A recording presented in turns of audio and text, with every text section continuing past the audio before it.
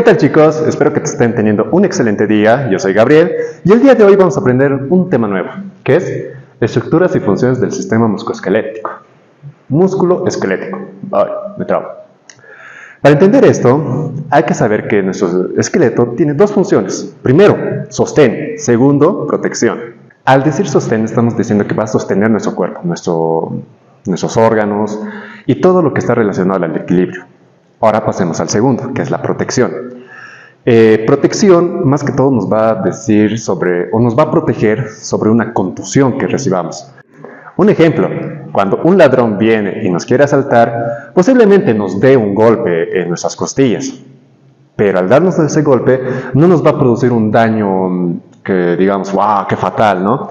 No nos va a producir eso porque nuestras costillas tienen la función de proteger los órganos vitales. ¿Y qué están en esos órganos vitales? ¿O qué hay en las costillas?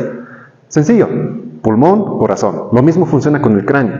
Esta es la función del sistema musculoesquelético, del esqueleto humano. Ahora, esto tiene una subdivisión, que es lo que creo que a muchos les interesa, que se divide en hueso compacto y hueso esponjoso. Para esto nos va a ayudar nuestro querido amigo Dr. Juan. En esta parte, el Dr. Juan nos va a prestar su fémur para explicar un poco mejor. Hueso compacto y hueso esponjoso es lo que va a clasificar al sistema esquelético. Para iniciar, el hueso compacto rodea cubre a todo el esqueleto humano y lo podemos diferenciar así. Toda esta parte es el hueso compacto, llegando antes de la articulación, antes de los cartílagos. Todo esto es hueso compacto. Ahora, el hueso esponjoso siempre va a estar en las articulaciones, o sea, en la parte epífisis de la articulación. Y se preguntarán, ¿qué es epífisis? Muy bien, la respuesta es bien sencilla. El hueso se conforma de tres partes, pero en este caso vamos a hablar de las dos principales. Para esto, vamos a rayar en el hueso del Dr. Juan, ojalá no se enoje. Primero, de esta parte a esta parte se le conoce como la parte diáfisis.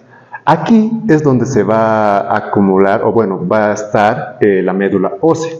Y no olvidemos, para recordar también, la médula ósea es la que produce los eritrocitos. O sea, es la función de la eritropoiesis. Y si quieren saber qué es eritropoiesis, un ejemplo más claro sería cuando alguien pierde demasiada sangre, la médula ósea se va a encargar de restablecer las producciones de sangre a lo normal. Así que con esto pueden ubicarse. Recuerden, esta parte siempre va a ser la diáfisis. Ahora nos vamos a la epífisis. La epífisis siempre va a ser la porción articular y esta va a tener más que todo el hueso esponjoso. Y pregunta de examen, siempre se van a topar esto con los de primer año. ¿Qué porción del hueso equivale a la epífisis? O sea, ¿qué se encuentra ahí? ¿Hueso compacto o hueso esponjoso? Así que esas son las más importantes, pero nos estamos olvidando de uno, que es este, que se le llama metáfisis. La metáfisis es lo que es la encargada del crecimiento, la que nos permite tener demasiada altura o una altura considerable. ¿Y por qué digo esto? En esta porción siempre va a estar el cartílago del crecimiento, que es el cartílago epifisiario. Pregunta, y pueden responder en los comentarios, ¿hasta qué edad se crece tanto el sexo masculino como el sexo femenino? Una vez ya aclarado todo esto, vamos a pasar a la irrigación sanguínea. Pero antes de eso, quiero explicar que la irrigación sanguínea es bien importante para nuestro cuerpo humano. Por medio de la sangre es donde se transmite y se pasan los nutrientes necesarios, tanto oxígeno como minerales y vitaminas. Si no hay una adecuada irrigación, nuestro cuerpo puede sufrir una necrosis, una muerte no programada o patologías un poco más complicadas. Y lo mismo pasa con el hueso. El hueso sí o sí necesita irrigación. Y para eso tiene dos fuentes de entrada de sangre, que es la arteria nutricia y la perforantes. La arteria nutricia se caracteriza porque va a tener un conducto un poco más grande que las perforantes. Y es este de acá. Si logran ver, es un pequeño agujerito por donde entra una arteria para irrigar el hueso. Esa sería la primera, arteria nutricia. Pasemos a la segunda, que es son las perforantes. Las perforantes no se puede ver a simple vista y se necesitaría la ayuda de una lupa y en casos extremos tal vez un microscopio. Eso sería, pero sería sencillo, o bueno, sencillo que termine en esa parte, porque por dentro igual tiene una irrigación sanguínea, que es los conductos de Havers y de Bowman. Esto sí es pregunta de examen y lastimosamente yo reprobé con una de estas preguntas. Así que para que aclaren y que no cometan el mismo error que yo, será así. Los conductos de Havers siempre van a ser vertical, o sea, van a transportar la sangre verticalmente, mientras que los conductos de Bowman van a transportar la sangre horizontalmente. Repito, los Havers verticalmente, hacia arriba o hacia abajo. Los conductos de Bowman van a ser horizontales, transportando la sangre.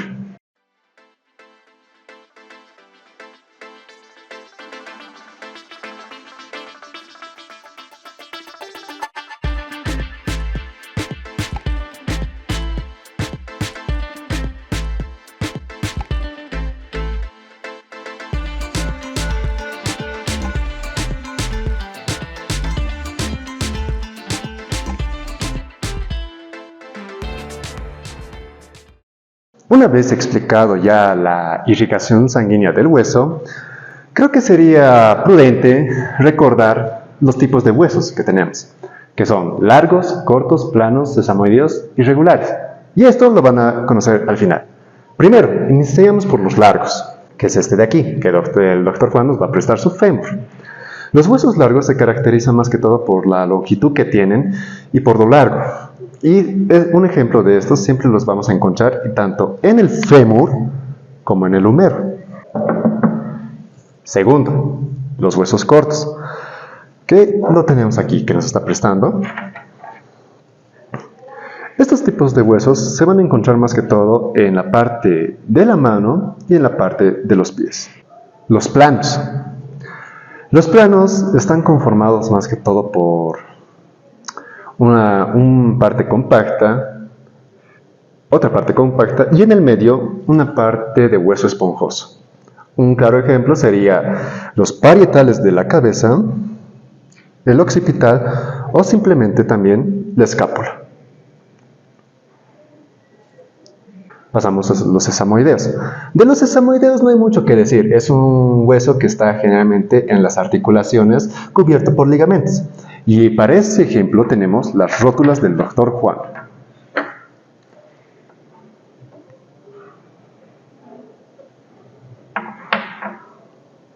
Si se puede ver, en la rótula del doctor Juan, se puede ver también los agujeros nutricios, por donde entran las arterias para irrigar el hueso.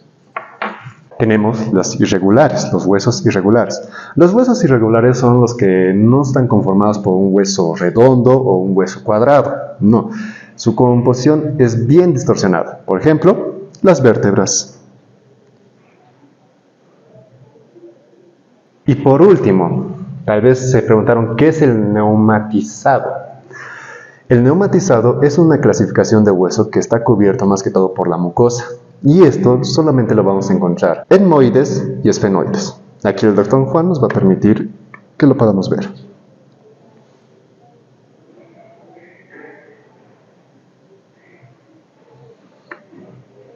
Listo chicos, una vez ya explicado los huesos largos, cortos, es bien importante también conocer las células de los huesos, porque sin las células no hay huesos. Para terminar, vamos a finalizar con las células óseas, que se divide osteoprogenitoras, osteoblastos, osteocitos y osteoclastos. Iniciemos con el primero. 1.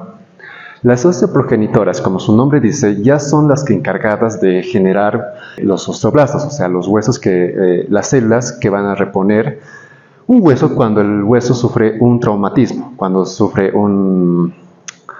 una ruptura, entallo verde o una salida externa. Es la que se va a encargar de formar a los osteoblastos. Por eso es un ciclo.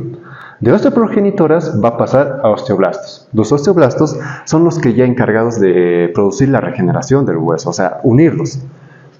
Un ejemplo, Si el hueso está roto, los osteoblastos van a tener la función de unirlo, unir esta fractura por medio de la coagulación. La coagulación se va a ir solidificando hasta unirlo. Una vez que ya se está solidificando, se está uniendo, vamos a pasar a los osteocitos. Los osteocitos son las células ya maduras, o sea, las células del hueso ya maduras. En este caso, ya estaría regenerado el hueso, ya estaría maduro, pero va a haber una gran diferencia, que se va a formar un callo, va a ser bien irregular esta parte, haciéndole tipo bolitas. Cuando el hueso tendría que ser recto, al recuperarse de una fractura, se va a formar unas bolitas, que va a ser incómodo, y para eso vamos a pasar al osteoclasto. El osteoclasto tiene la función de comerse y remodelar el hueso ya dañado, el hueso ya recuperado también. Así que de osteocitos va a pasar a osteoclastos. Y los osteoclastos, la función va a ser, me lo como, lo voy a dejar bien el hueso, hasta dejarlo como estaba antes, recto. Bueno muchachos, espero que el día de hoy hayan aprendido algo nuevo. Como saben, yo soy Gabriel y este es Cool Medicine Practice. Que tengan un excelente día. Para entender esto, hay que saber que nuestro esqueleto humano tiene dos funciones. La primera, la de sostén. Para esto nos va a ayudar nuestro querido amigo Dr. Juan.